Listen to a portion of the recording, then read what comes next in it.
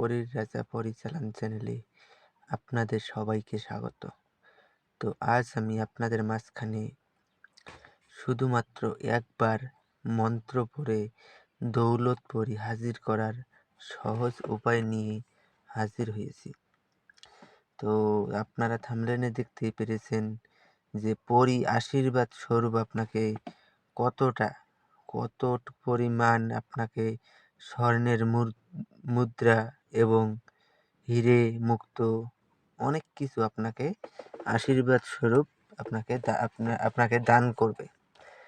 তো এই সাধনা যদি আপনারা করতে চান, প্রথমেই বলবো আপনারা ভিডিওটা শেষ পর্যন্ত দেখুন এবং চ্যানেলটাকে সাবস্ক্রাইব করবেন, লাইক করবেন আর শেয়ার করবেন, আর কমেন্টে আমার কাছ থেকে অনুমতি নিয়ে নেবেন। আর এই পরীকে দিয়ে আপনারা বিভিন্ন ধরনের কাজ করাতে পারবেন, যেরকমই কাজ হোক না কেন এই পরী আপনাকে মুহূর্তের মধ্যে সেই কাজ করে দিবে।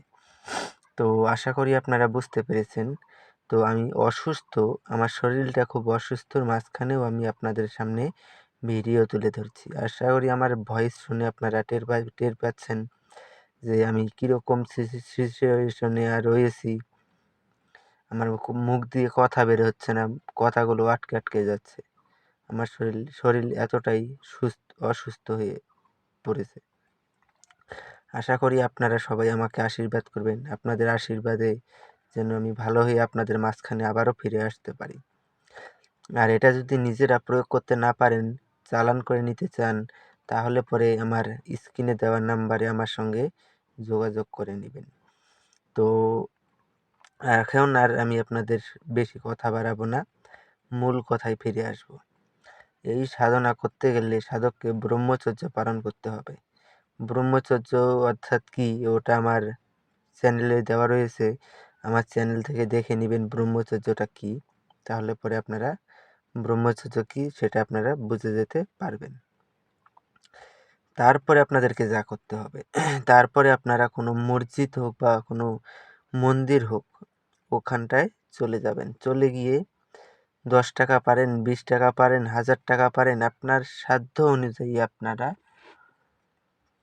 দান করবেন। যে কোনো কিছু দান করলেই হবে, কোনো রকম কিছু সমস্যা আপনাদের হবে না। দান করে নেওয়ার পরে তারপরে যেদিন দান করবেন তার পরের দিন আপনাদেরকে কাজটা করতে হবে। আমি একটা দোয়া স্ক্রিনে দিয়ে দিচ্ছি, আপনারা লক্ষ্য করে নিন। ইয়া রাসূলুল্লাহ আল্লাহ বিন দাউদ, এই দোয়াটা আপনারা প্রথমে ভালো করে মুখস্থ করে নেবেন। মুখস্থ হয়ে যাওয়ার পরে আপনারা বুধবারে এটাকে পুরোপুরি মুখস্থ করে নেবেন। মুখস্থ করে নেওয়ার পরে আপনারা বৃহস্পতিবারে এটাকে 321 বার পরে সিদ্ধ করে নেবেন। সিদ্ধ করে নিয়ে ওই দিনই আবার এসে দান করবেন। তারপরে বৃহস্পতিবারের পর শুক্রবারে আপনারা ফজরের নামাজের পরে আপনাদেরকে এই কাজটুকু করতে হবে। কি কাজ করতে হবে আপনারা মনোযোগ দিয়ে শুনুন, আর ভিডিওটাকে কিন্তু লাইক, কমেন্ট, শেয়ার, সাবস্ক্রাইব করতে কেউ ভুলবেন না। যখন আপনার ফজরের নামাজ শেষ হবে, ফজরের নামাজ শেষ হওয়ার পরেই আপনারা নিজের একান্ত ঘরে চলে যাবেন। নিজের একান্ত ঘরে বসে পদ্মাসনে বসবেন। হিন্দুরা হলে উত্তর মুখ হয়ে, আর মুসলিম ভাইয়েরা হলে পরে পশ্চিম মুখ হয়ে নামাজের ভঙ্গিতে বসবেন, জালিদার টুপি মাথায় দিয়ে বসে আপনারা যে স্ক্রিনে যে দোয়াটা আমি দিয়েছিলাম, ওই দোয়াটাকে আপনারা মনে মনে একবার বলবেন। একবার বলার সঙ্গে সঙ্গেই পরী এসে আপনার সামনে প্রকট হয়ে যাবে এবং যখন পরী এসে আপনার সামনে প্রকট হয়ে যাবে তখন পরী আপনার নাম ধরে ডাকবে। যখন আপনার নাম ধরে ডাকবে তখন আপনি চোখ খুলবেন। চোখ খুলে ওনাকে বলবেন যে আমার কাছে আপনাকে 3টি শপথ করতে হবে। প্রথম শপথ, আমি তোমাকে যা আদেশ করিব তা সঙ্গে সঙ্গে পালন করিতে হবে।